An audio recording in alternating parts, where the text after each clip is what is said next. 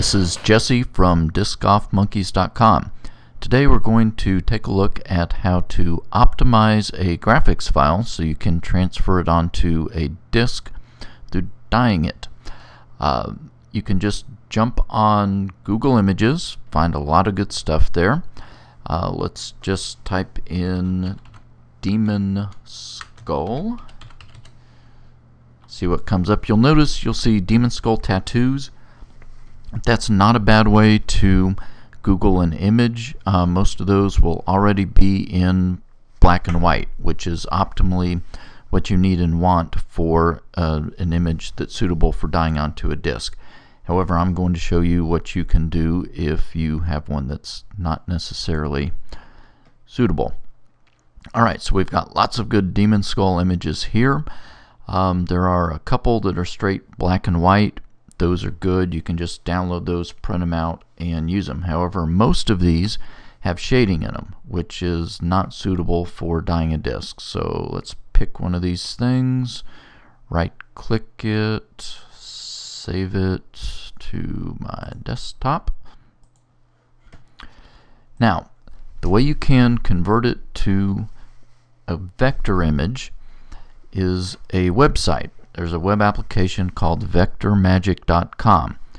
You can either use their desktop application, which is a little pricey, or they have an online option where you can upload an image and do that. So it's VectorMagic.com. So over here on the left, upload image to trace. We'll go to desktop, find that file, which was called images. Open it up. Alright, you can see it's all jaggedy because it was a fairly low resolution file. If you look over there on the right, it's tracing the image, so we'll give it just a moment. And what this program does is convert it to a vector file instead of a raster file. It smooths out the jagged edges. You can scale it to about any size that you like. It does a good job cleaning it up. And I'm going to show you a couple of tricks that will make it suitable for dyeing onto your disk.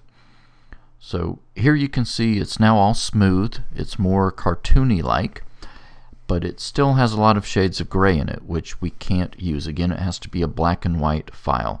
So you click on Custom Colors, and what you need to do is get your palette down to just black and white. So you find one of these palettes that has a white square and a black square. Click on that, and then remove any color that's not black or white. So now we've just got black and white. And we'll go down and click Next. It will retrace the image, and when it's finished, we should have one that is suitable for putting onto a disk. And voila! It's black and white, looks good. We can absolutely dye this image onto a disk. Now with VectorMagic.com, it gives you 2 downloads before it starts charging you. There's a way around this. What you can do is do a screen capture. You hit and hold your Shift key, then hit your print screen key. It's in the upper right hand portion of your keyboard. You do a screen capture, and then you paste it into a graphics program. I used Microsoft Image Composer. It's like 50 years old, but it works well. We paste my screen, and now we need to just crop out everything except for the image.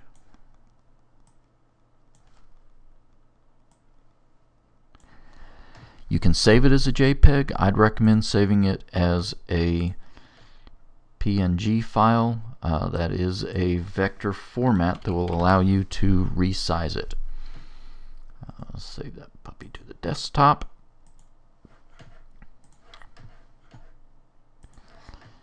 And then you'll want to open it up and then print it.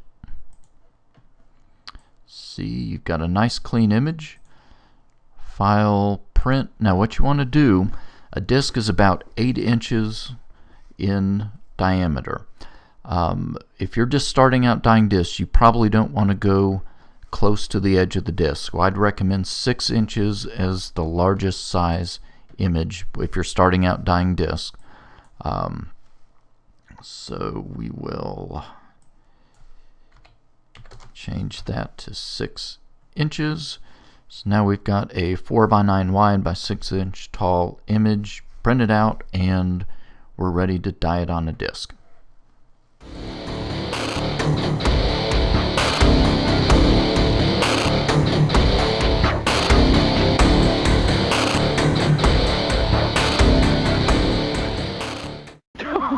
Oh, the camera was rolling!